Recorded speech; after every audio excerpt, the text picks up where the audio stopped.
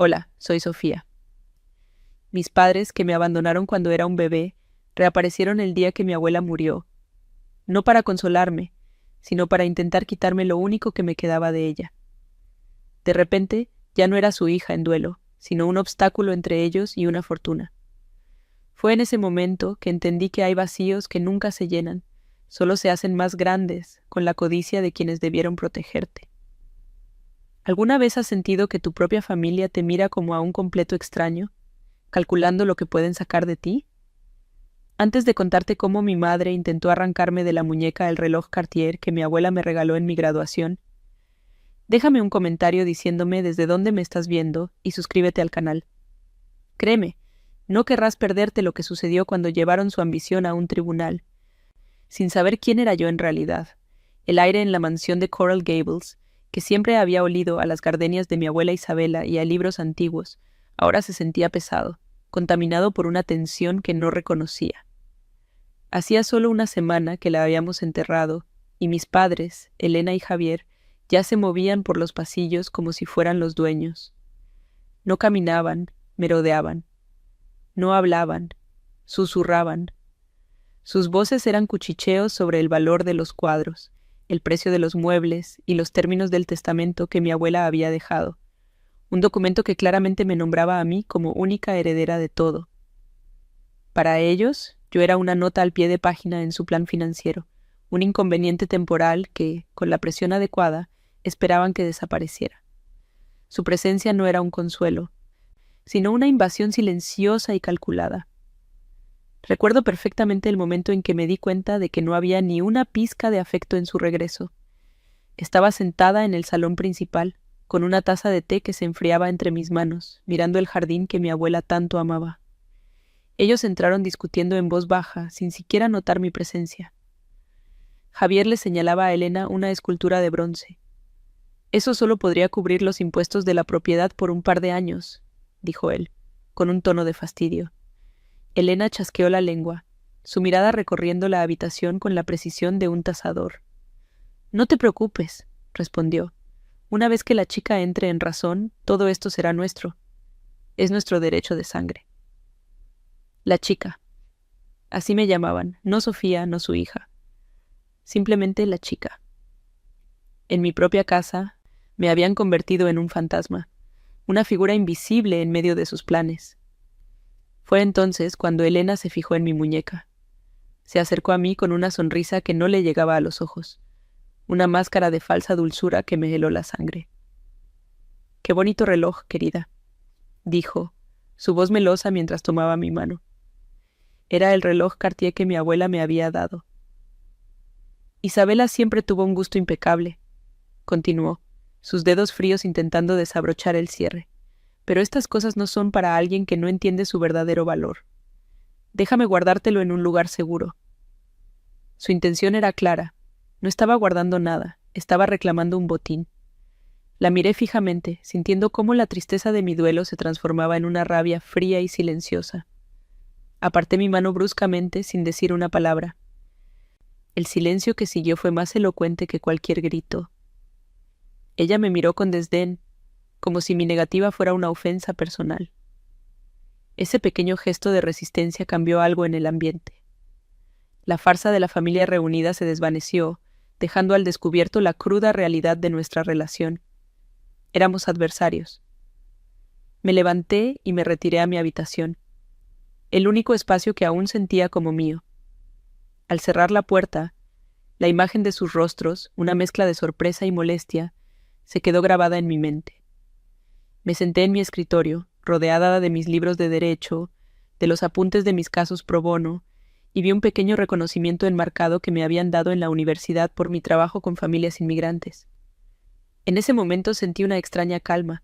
Ellos podían ver la mansión, el arte, el dinero, pero no me veían a mí.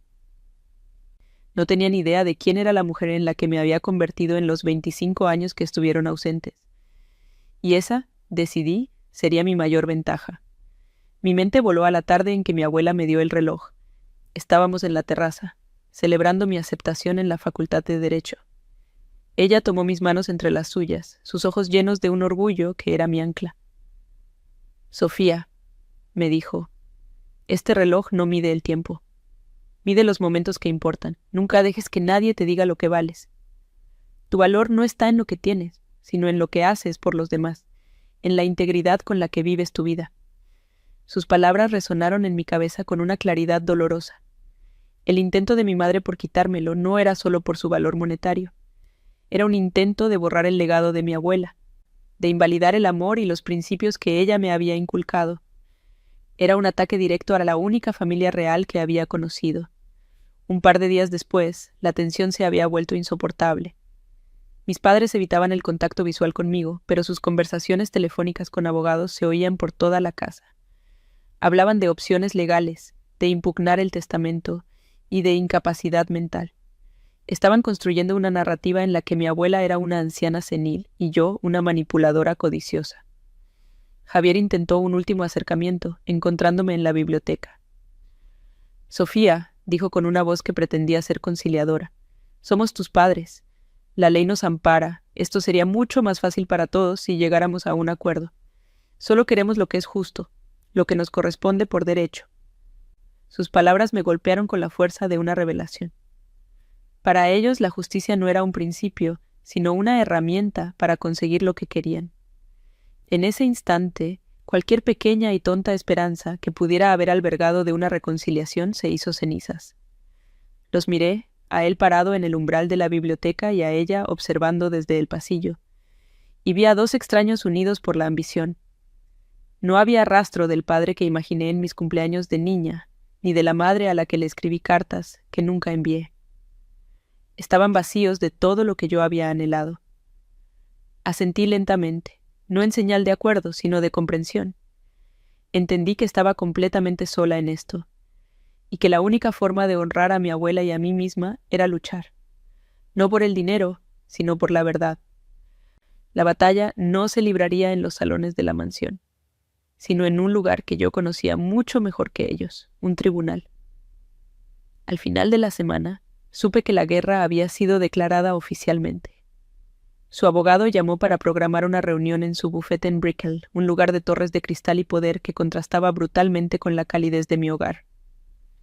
«Será una simple formalidad», me dijo mi padre por teléfono, su tono falsamente despreocupado, «solo para discutir los siguientes pasos». Pero yo ya sabía que no había nada simple en su plan. Estaban a punto de desatar todo su arsenal legal contra mí, convencidos de que su dinero y su estatus podrían aplastar a la chica que creían que yo era. Lo que no sabían era que no estaban demandando a una heredera asustada, sino a una estudiante de derecho que había pasado los últimos años aprendiendo a defender a los indefensos, y ahora la indefensa era yo. El viaje a Brickell se sintió como una travesía hacia territorio enemigo. Cada milla que me alejaba de la calidez familiar de Coral Gables y me adentraba en el corazón de esas torres de cristal frías e impersonales, sentía como una armadura invisible se formaba a mi alrededor. El sol de Miami rebotaba en los rascacielos, cegándome momentáneamente, como si la ciudad misma quisiera advertirme del brillo falso y cortante que me esperaba. Mi padre había dicho que sería una simple formalidad, una frase que se repetía en mi mente con un eco amargo. Sabía que no había nada simple en sus intenciones. No iban a discutir, iban a dictar sus términos. Estaban convocándome a su mundo, un lugar donde las relaciones se medían en cifras y los lazos de sangre eran solo una cláusula más en un contrato. Para ellos, yo no era su hija yendo a una reunión, sino un activo que se negaba a ser liquidado. La oficina de su abogado era exactamente como la había imaginado. Un espacio minimalista en el piso 40, con vistas panorámicas a la bahía de Biscayne, y muebles que probablemente costaban más que mi matrícula universitaria. Todo estaba diseñado para intimidar, para comunicar poder y éxito. Elena y Javier ya estaban allí, sentados en unos sillones de cuero blanco, luciendo perfectamente cómodos, como si ese fuera su hábitat natural. Mi madre llevaba un vestido de diseñador y joyas que captaban la luz, mientras mi padre vestía un traje impecable. Se levantaron cuando entré, no con el gesto de unos padres que reciben a su hija, sino como dos socios de negocios que saludan a su contraparte. Su abogado, un hombre de unos 50 años con un bronceado perfecto y una sonrisa que no transmitía ninguna calidez, se presentó como el señor Morales. Me tendió la mano, pero sus ojos me evaluaban, calculando mis debilidades. Nos sentamos alrededor de una enorme mesa de caoba pulida. El señor Morales comenzó con un monólogo ensayado sobre la importancia de la familia y la necesidad de resolver las cosas de manera civilizada y privada. Sus palabras eran suaves, pero la amenaza era clara. Luego expuso su generosa propuesta. Para evitar un doloroso proceso judicial que mancharía la memoria de Isabela, sugerían que yo aceptara cederles el 70% del patrimonio. Lo presentaron como un acto de bondad, una forma de protegerme de la carga de administrar una fortuna tan grande. Elena intervino, su voz teñida de una falsa preocupación maternal. «Querida, es por tu bien, eres muy joven, no entiendes las complejidades de estas cosas. Nosotros podemos manejarlo, es lo que Isabela hubiera querido». La hipocresía era tan densa que casi podía tocarla.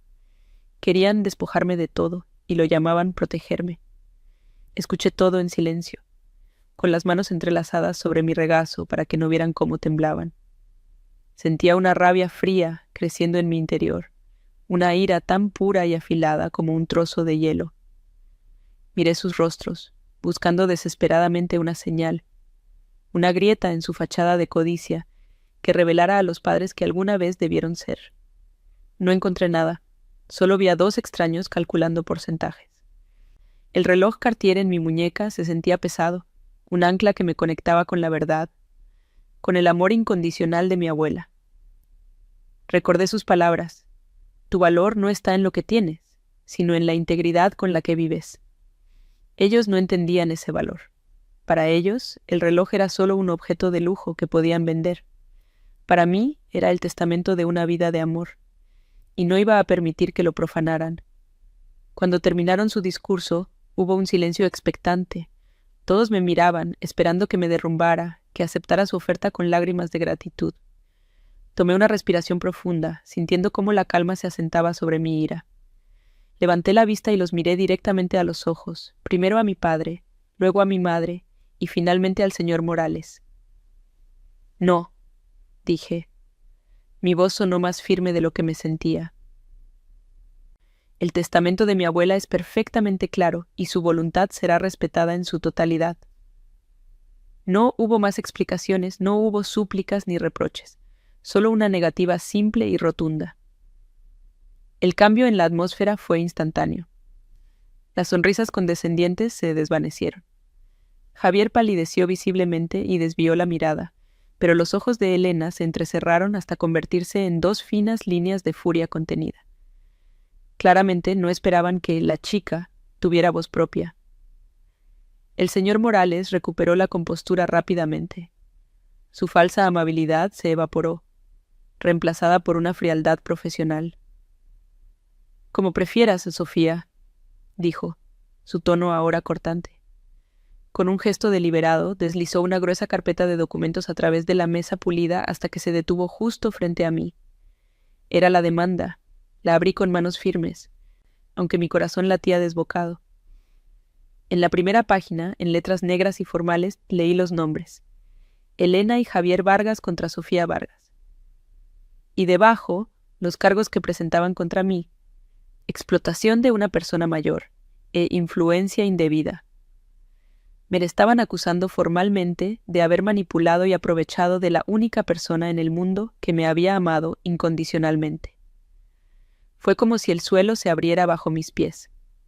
Ese fue el verdadero golpe, la traición definitiva.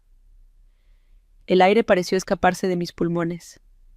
El dinero, la mansión, los cuadros.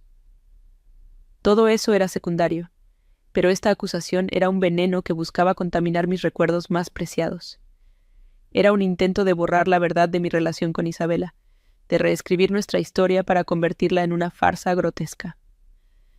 Pasaron por mi mente imágenes de mi abuela enseñándome a leer en el jardín, aplaudiendo en mis recitales de piano cuando nadie más estaba allí, consolándome en las noches en que lloraba por los padres que nunca llamaban.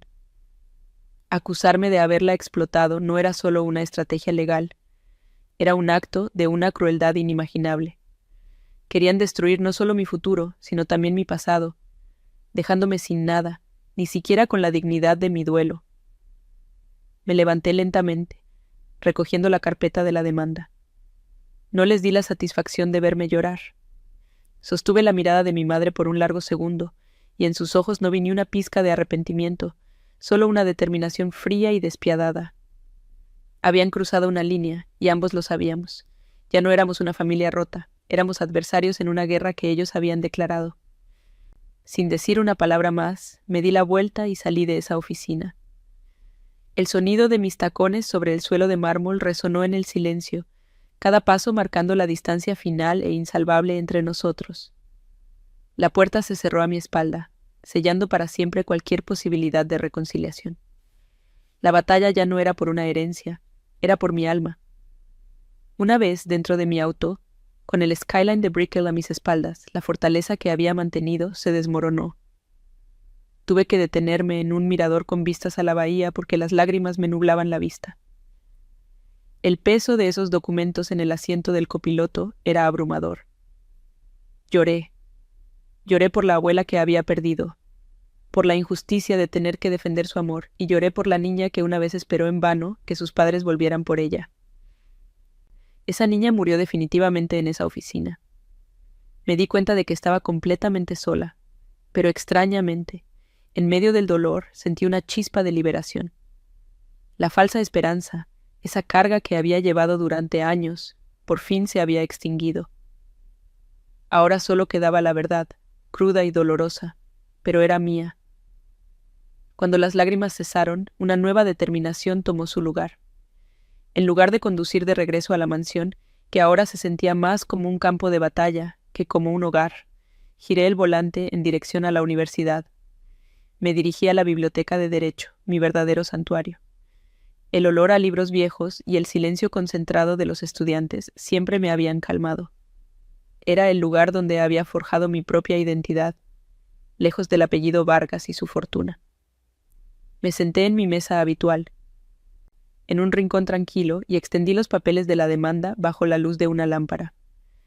Empecé a leerlos de nuevo, pero esta vez no como una nieta herida, sino como la abogada que mi abuela siempre supo que sería. Vi el nombre del bufete de mis padres, uno de los más caros y agresivos de Miami.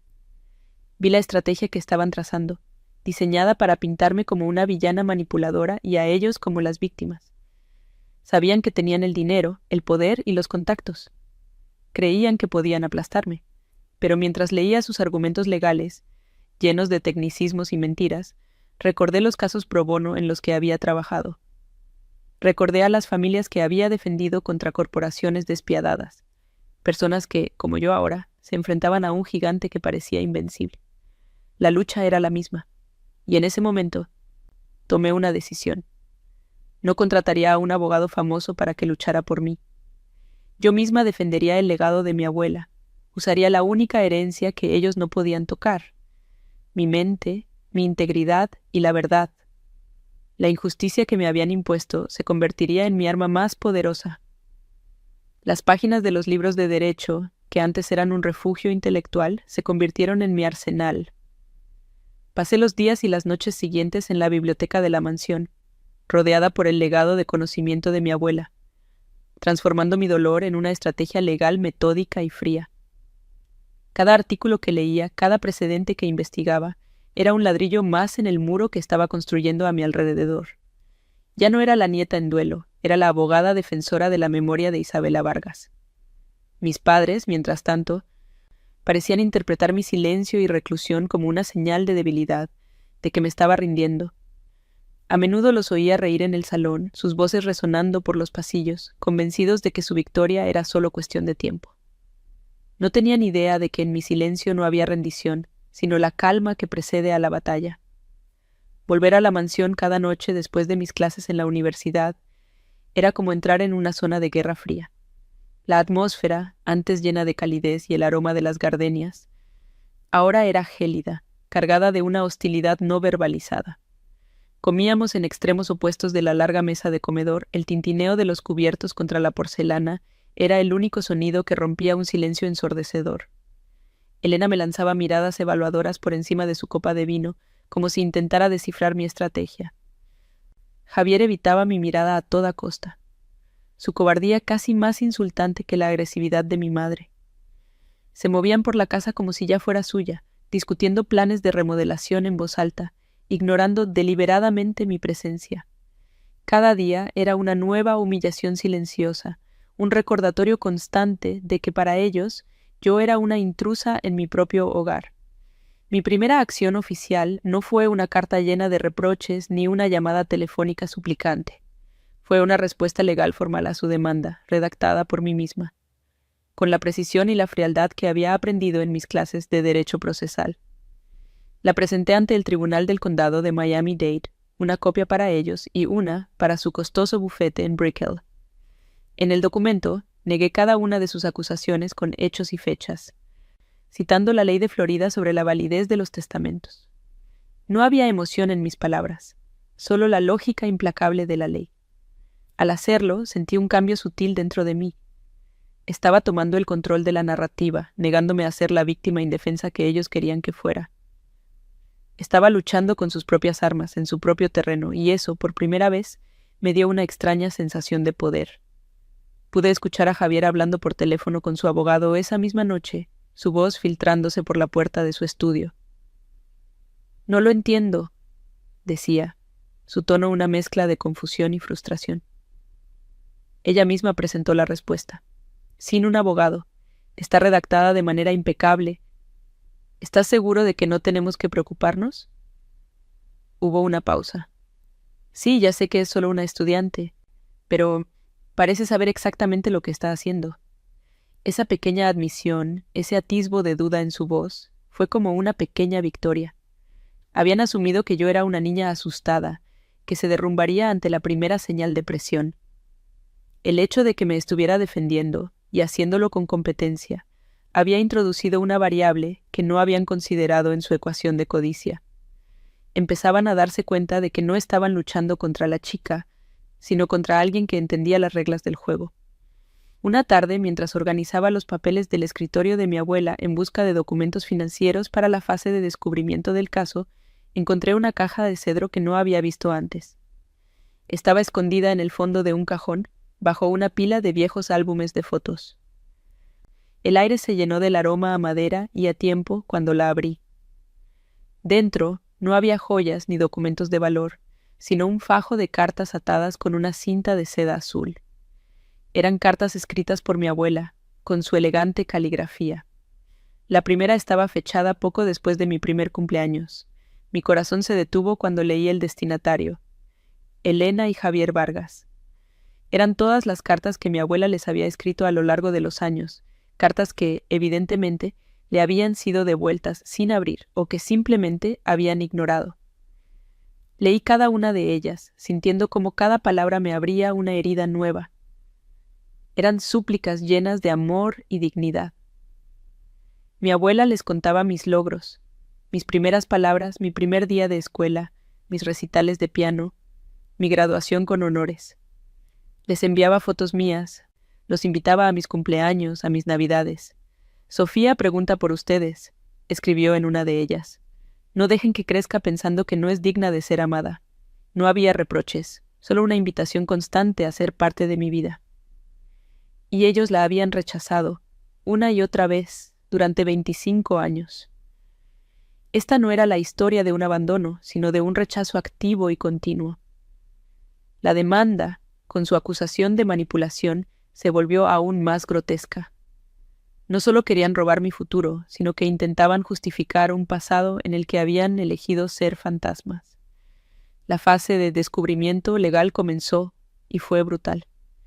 El bufete de mis padres me inundó con solicitudes de producción de documentos, interrogatorios y peticiones de admisión.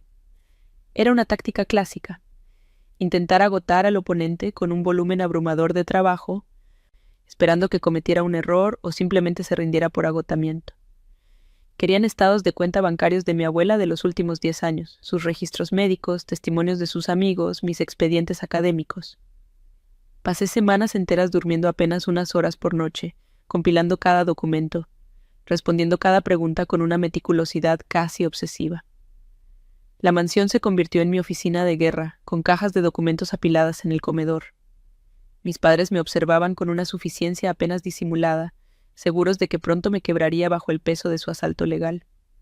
Fue en una de esas noches agotadoras, con los ojos ardiendo por leer letra pequeña, que recibí una llamada de mi mentor de la universidad, el profesor a quien más admiraba. Había oído rumores sobre el caso a través de la comunidad legal. Sofía, dijo con su voz calmada y autoritaria, escuché lo que está pasando. Quiero que sepas que no estás sola. Su apoyo fue un bálsamo. Hablamos durante casi 1 hora y él revisó mi estrategia. Estás haciendo todo bien, me aseguró. Pero recuerda, tu mayor activo no está en estos papeles, está en tu reputación. ¿Recuerdas al juez David, el que presidió el panel en la conferencia sobre derechos de los niños inmigrantes el año pasado? Él mismo me dijo que tu presentación fue la más sólida y compasiva que había visto en años. La gente en esta ciudad te conoce por tu trabajo, por tu integridad. Eso es algo que el dinero de tus padres no puede comprar. El día de mi deposición llegó. La reunión tuvo lugar en una sala de conferencias sin alma en el mismo edificio de Brickell. Estaba yo sola frente a ellos tres, mi madre, mi padre y su abogado, el señor Morales. Durante 6 horas me bombardearon con preguntas. Morales fue implacable, intentando torcer mis palabras, buscando cualquier contradicción. Pero la peor parte fue mi madre. Insistió en hacer algunas preguntas ella misma, su voz goteando veneno bajo una capa de falsa cortesía. ¿No es cierto, Sofía, que convenciste a mi madre de que te incluyera en sus cuentas bancarias justo después de su diagnóstico? ¿Podrías explicar por qué pasabas tanto tiempo con una anciana enferma si no era para asegurar tu futuro financiero? Cada pregunta era una daga.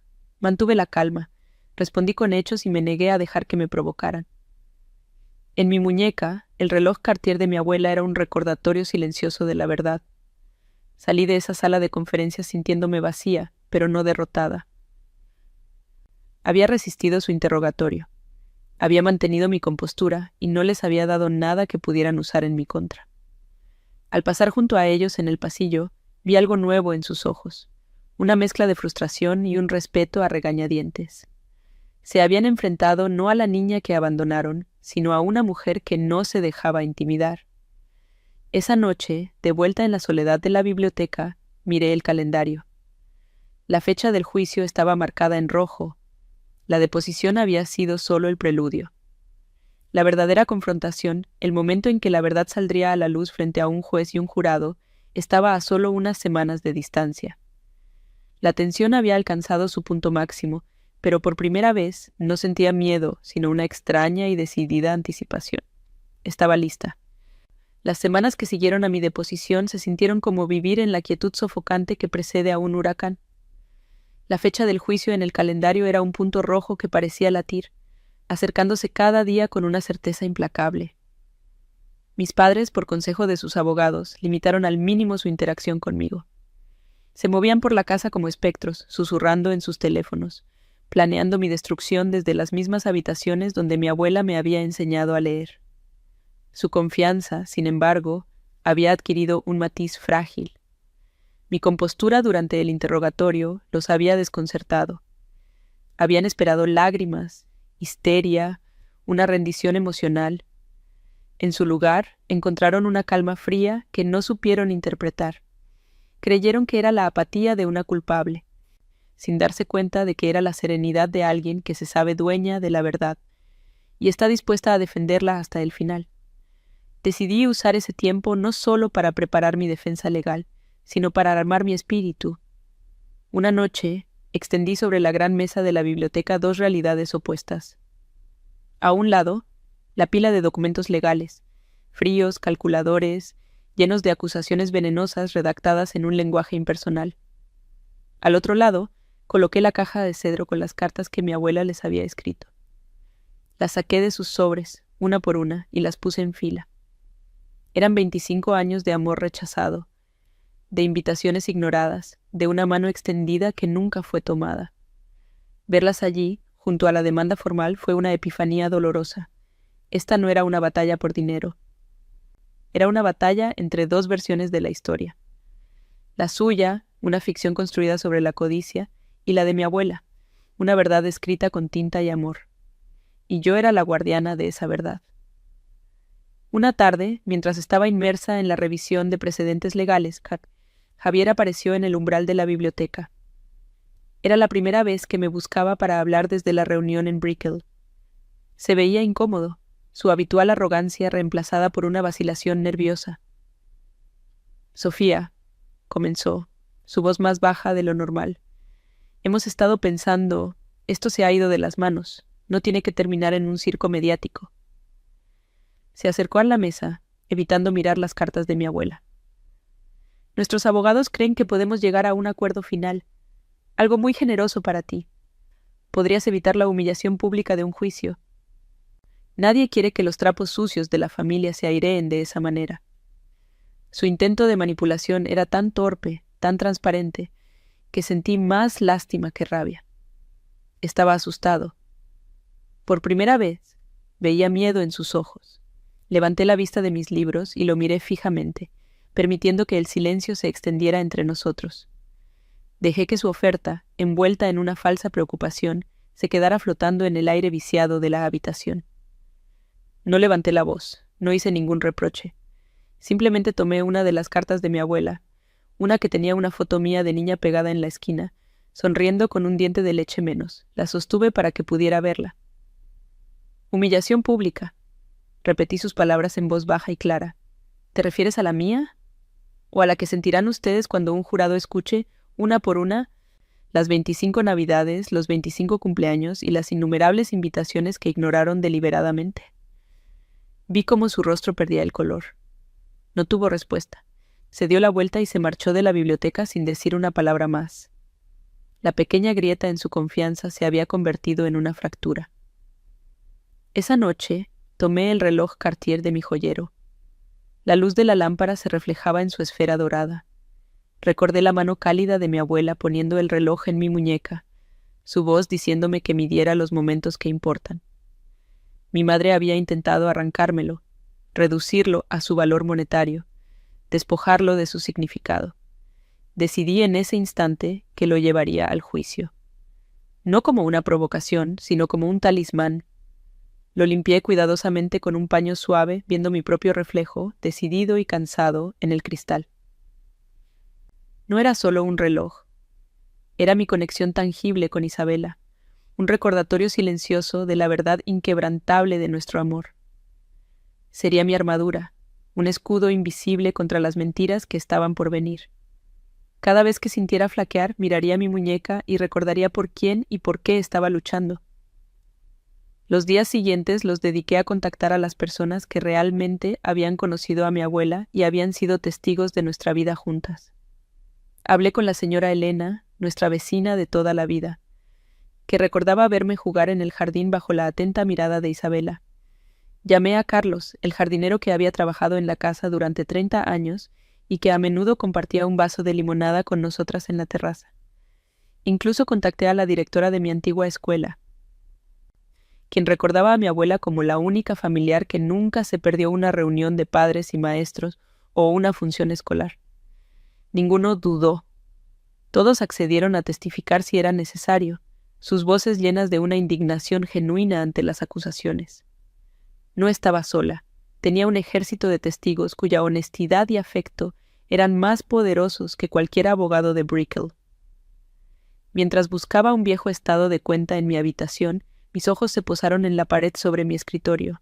Allí colgaba el reconocimiento que me había dado la universidad, el que mi mentor había mencionado. Por su excepcional dedicación a la defensa de los derechos de los niños inmigrantes. Lo descolgué y lo sostuve en mis manos. Recordé las caras de las familias que había ayudado, las horas que pasé en centros de detención, la satisfacción de lograr un pequeño acto de justicia en un mundo a menudo injusto. Mis padres me acusaban de ser una oportunista sin escrúpulos, pero este pedazo de papel, esta prueba de mi trabajo y mis valores, contaba una historia completamente diferente. Era la historia de la mujer en la que me había convertido sin ellos, gracias a los principios que mi abuela me inculcó. Decidí llevar mi portafolio de trabajo pro bono conmigo al juzgado, no como evidencia, sino como un ancla para mi propia identidad. La noche antes del juicio fue extrañamente tranquila. Mis padres se habían registrado en un hotel de lujo en South Beach, una decisión estratégica de sus abogados para proyectar una imagen de distancia respetuosa y prepararse para el día siguiente. La mansión, por primera vez en semanas, estaba vacía y en silencio. Era solo mía.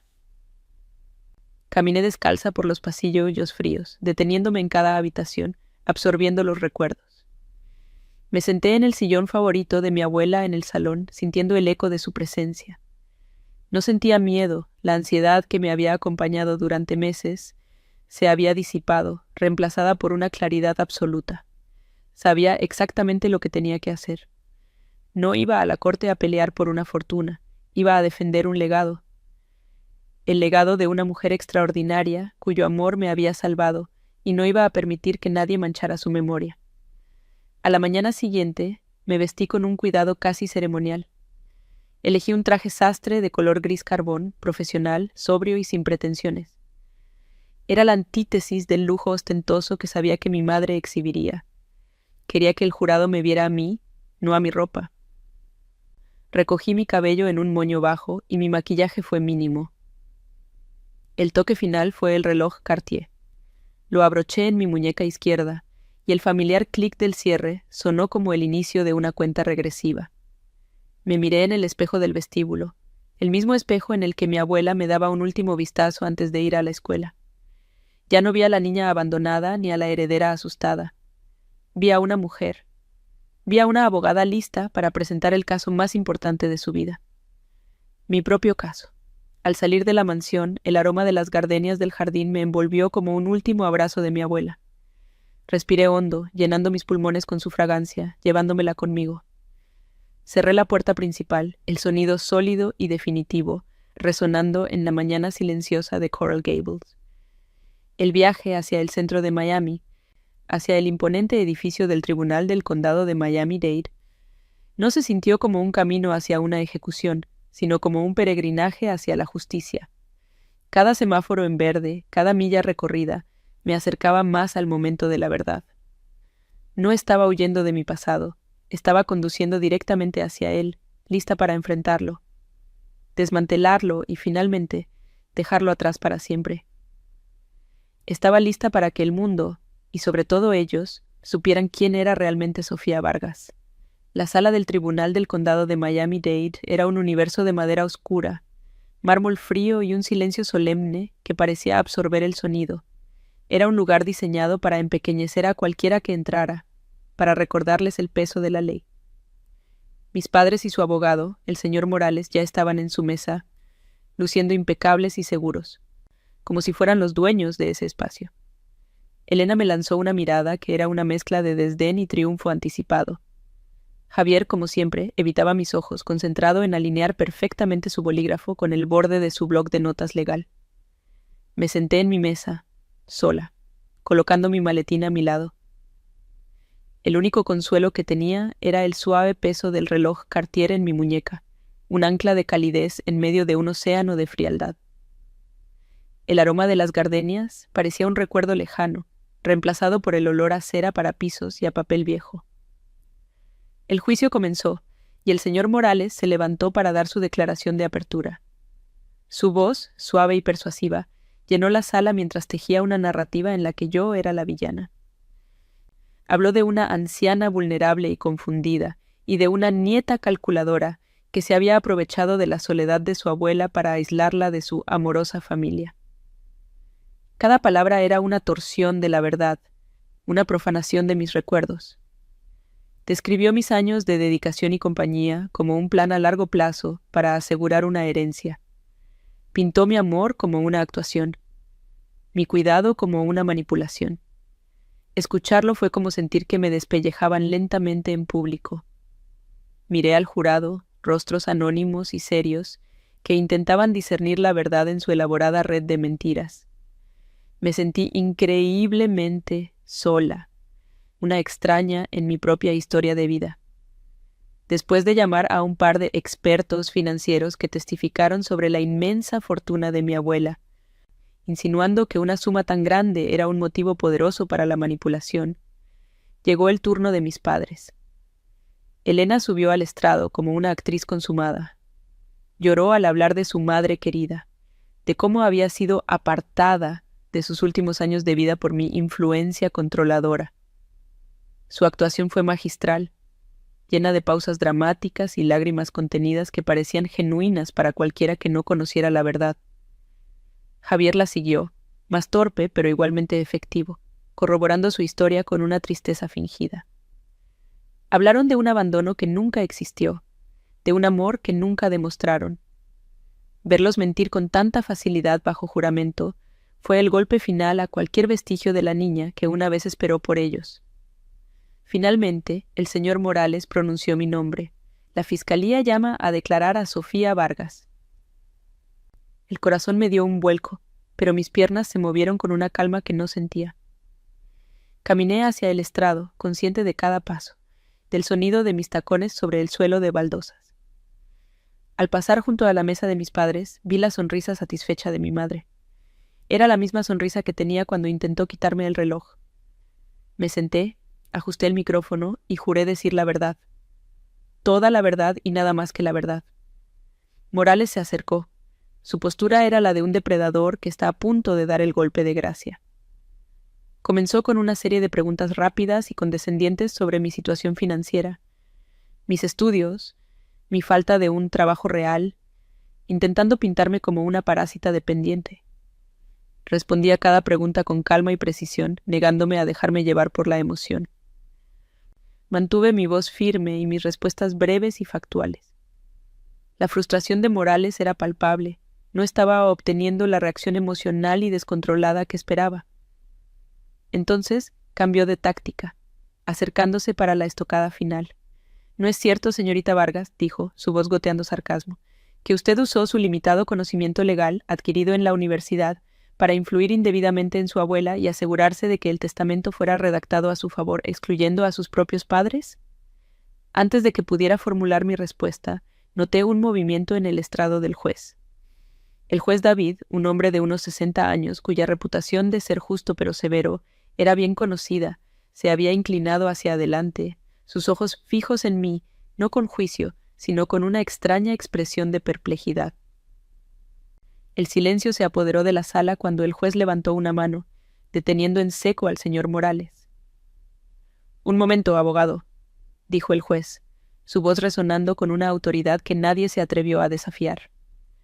Luego, se dirigió directamente a mí, su ceño fruncido en concentración. «Disculpe la interrupción, señorita.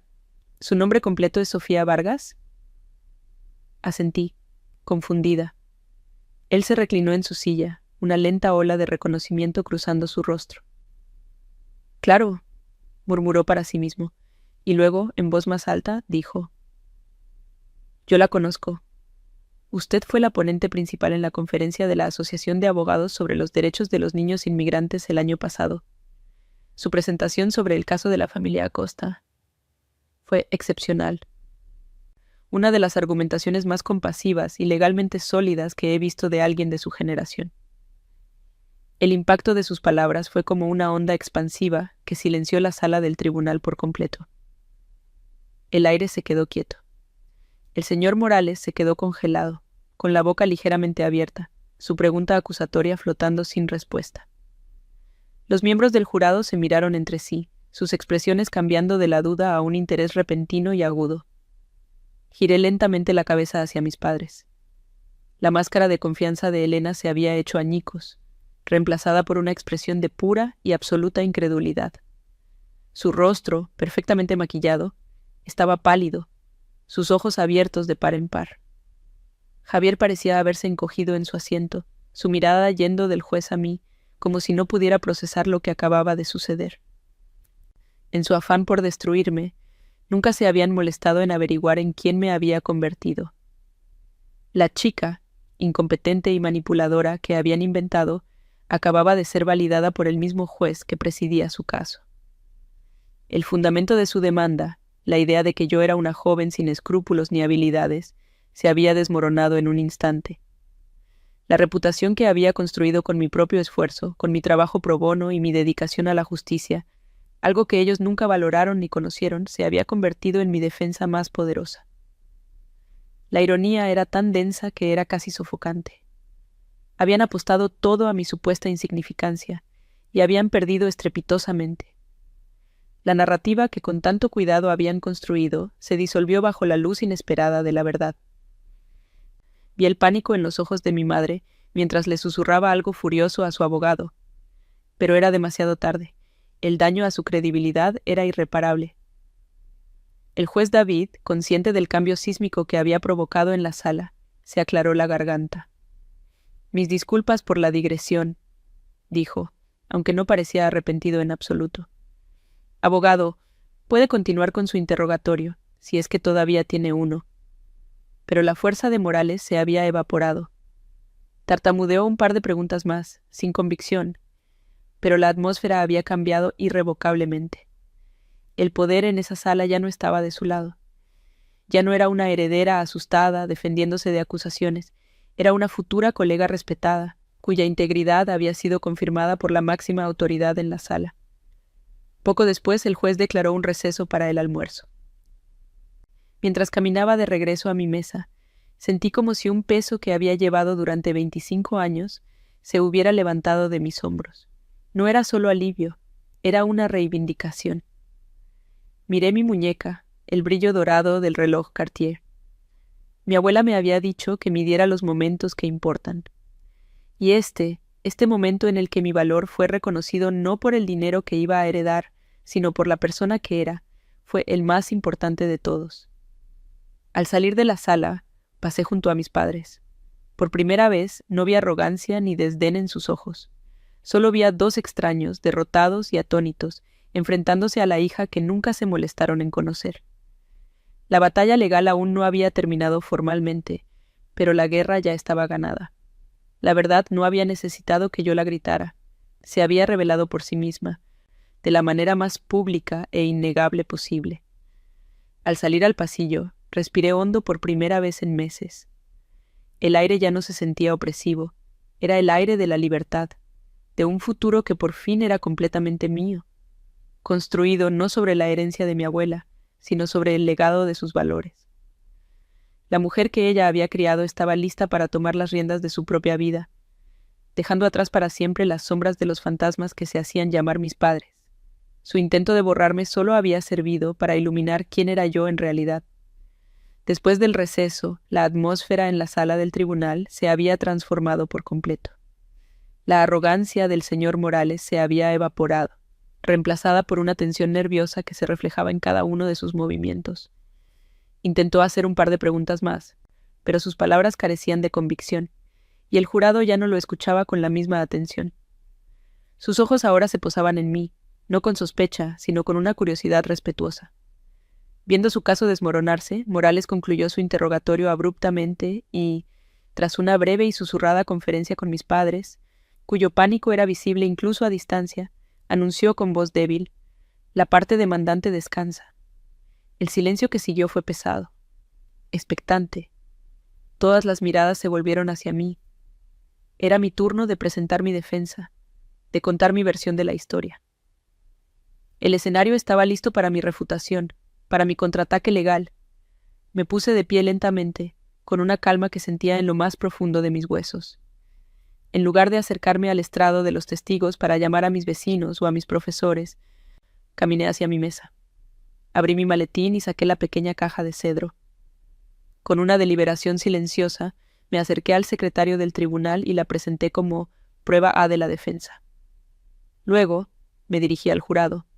«No voy a llamar a ningún testigo», dije, mi voz clara y firme en el silencio de la sala. «La única defensa que necesito está en esta caja. Son 25 años de cartas, fotos e invitaciones. 25 años de amor de mi abuela, enviados a los demandantes y sistemáticamente ignorados o devueltos sin abrir». Hice una pausa, dejando que el peso de mis palabras se asentara. La única influencia indebida en mi vida fue el amor incondicional de una mujer que me crió cuando ellos eligieron no hacerlo.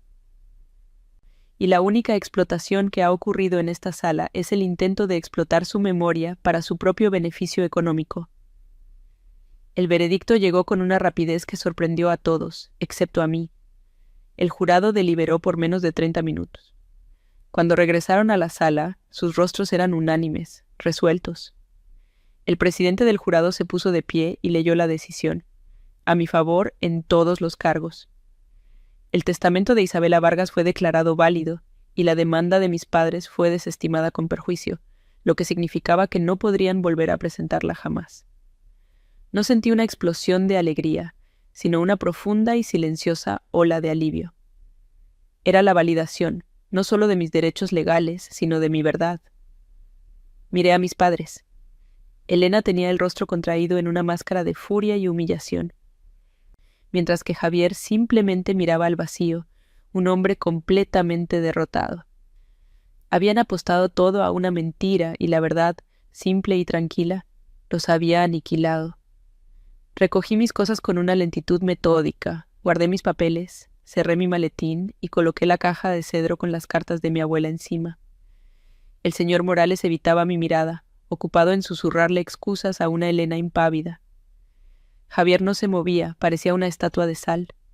Me puse de pie y caminé hacia la salida sin prisa. Al pasar junto a su mesa, no me detuve. No les dirigí ni una palabra ni una mirada. Para mí, en ese momento, ya no existían. Eran simplemente dos extraños con los que una vez compartí un apellido. Al empujar las pesadas puertas de madera de la sala del tribunal, la luz del pasillo me pareció increíblemente brillante. El clic del cierre de la puerta a mi espalda fue el sonido más liberador que jamás había escuchado. Era el sonido final de un capítulo de mi vida que se cerraba para siempre. El resultado del juicio se convirtió en un discreto pero devastador escándalo en los círculos de élite de Miami. La historia de Elena y Javier Vargas, la adinerada pareja que abandonó a su hija y luego intentó despojarla de su herencia con falsas acusaciones, se extendió como un veneno silencioso. Perdieron más que un caso judicial. Perdieron su posición, su credibilidad y la fachada de respetabilidad que tanto se habían esforzado en mantener. Se retiraron de la vida social, vendieron su apartamento en Fisher Island y, según supe mucho después por un artículo perdido en una revista de sociedad, se mudaron a Europa. Su castigo no fue dictado por el juez, sino por la vergüenza de sus propias acciones. Fueron borrados, no por mí, sino por el peso de su propia codicia, convirtiéndose en los fantasmas que siempre habían elegido ser. Mi primer acto como mujer libre fue regresar a la mansión de Coral Gables. Al entrar, el silencio ya no se sentía tenso ni hostil. Era pacífico. Caminé por el jardín, el aroma de las gardenias de mi abuela me recibió como un abrazo de bienvenida. Esa misma tarde llamé a un cerrajero y cambié cada una de las cerraduras de la casa. Fue un acto simple, práctico, pero cargado de un profundo simbolismo. Mientras escuchaba el sonido metálico de las nuevas llaves encajando en las cerraduras, sentí que estaba asegurando no solo las puertas físicas de mi hogar, sino también las fronteras de mi nueva vida. A partir de ese día, solo entrarían en mi casa y en mi vida aquellos que trajeran consigo respeto, honestidad y amor. La casa de mi abuela era, por fin, mi santuario. En las semanas siguientes, mi duelo por Isabela comenzó a transformarse en un propósito activo. Reunida con mis propios abogados y asesores financieros, puse en marcha el plan que había concebido en mis noches más oscuras. Destiné una parte significativa del patrimonio para crear la Fundación Isabela Vargas, una organización sin fines de lucro dedicada a ofrecer representación legal gratuita y apoyo integral a niños en situaciones de abandono o negligencia familiar en el sur de la Florida.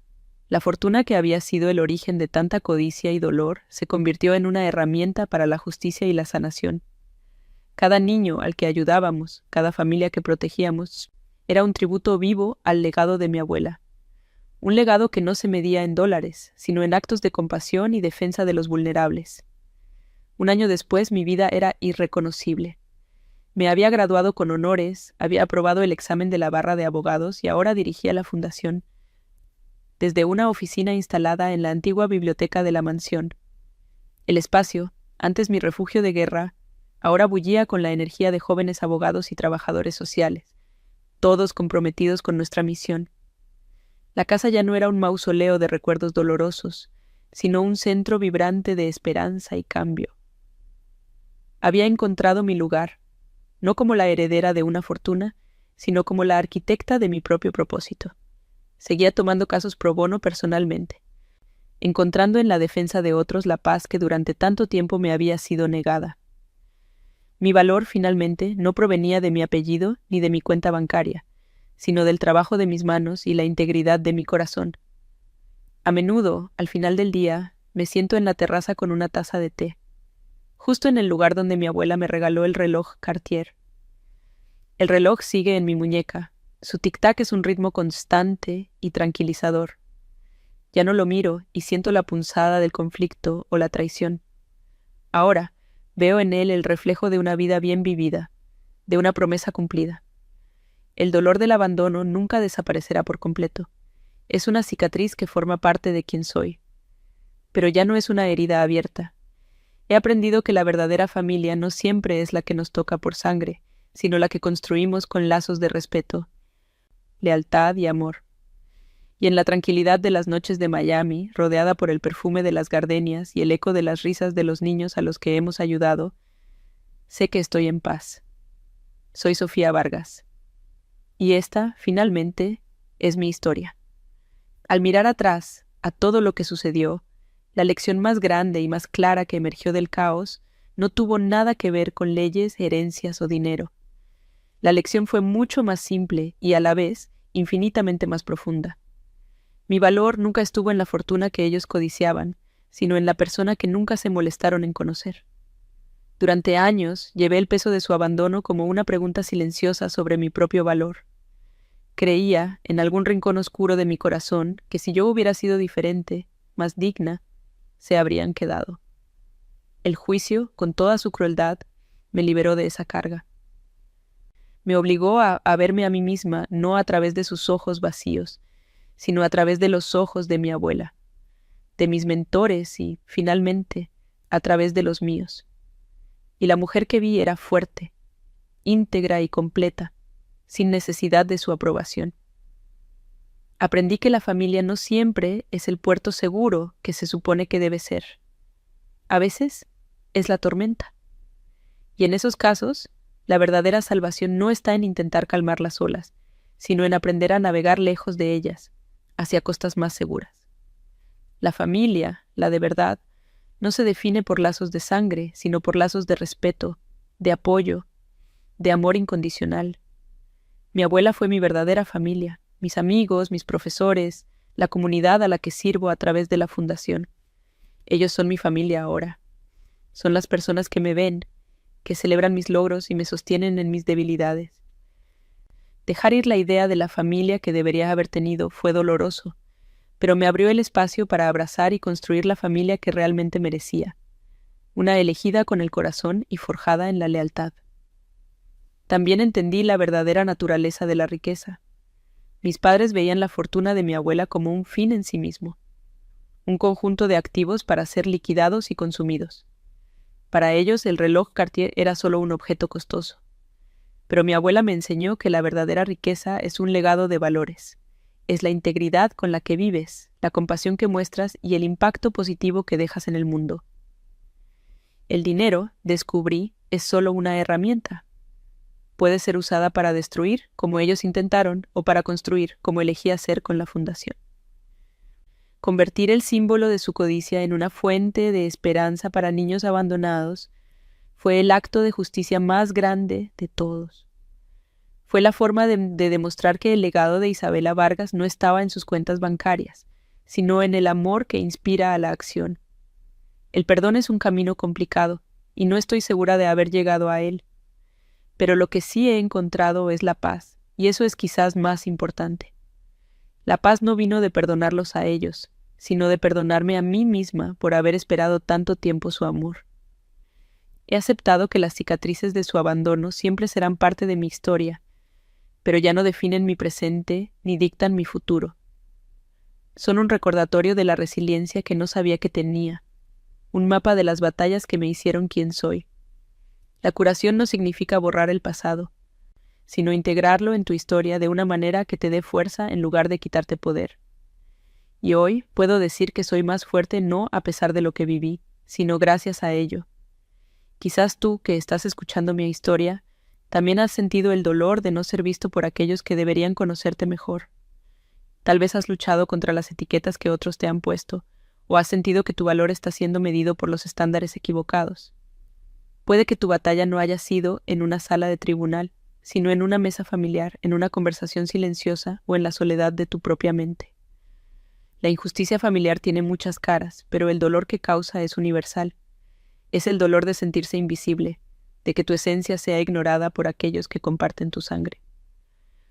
Es una de las heridas más profundas que un ser humano puede experimentar. Pero si mi historia puede enseñarte algo, que sea esto: tu valor es intrínseco e innegociable, y no depende de la validación de nadie más. No dejes que la ceguera de otros oscurezca tu propia luz. Tu identidad no se encuentra en la opinión de quienes te dieron la vida, sino en las elecciones que haces cada día, en la bondad que ofreces, en la pasión que persigues y en la integridad que defiendes. Eres el autor de tu propia historia y el guardián de tu propio valor. No permitas que nadie, sin importar su título en tu vida, te quite la pluma de la mano. La victoria más grande no es demostrarles que estaban equivocados, sino demostrarte a ti mismo que nunca necesitaste su aprobación para ser extraordinario. Gracias por acompañarme en este viaje, por escuchar mi verdad. La fuerza para contar esta historia no viene solo de mí, sino de saber que no estoy sola, que hay una comunidad de personas que han enfrentado batallas similares y han salido más fuertes. Si mi historia resonó contigo, si has vivido algo parecido, déjame un comentario contándome tu experiencia. Y si quieres seguir escuchando historias reales de resiliencia, de justicia y del poder de encontrar tu propia voz, suscríbete al canal. Juntos podemos recordarnos unos a otros que, sin importar las sombras del pasado, siempre tenemos el poder de construir nuestro propio amanecer.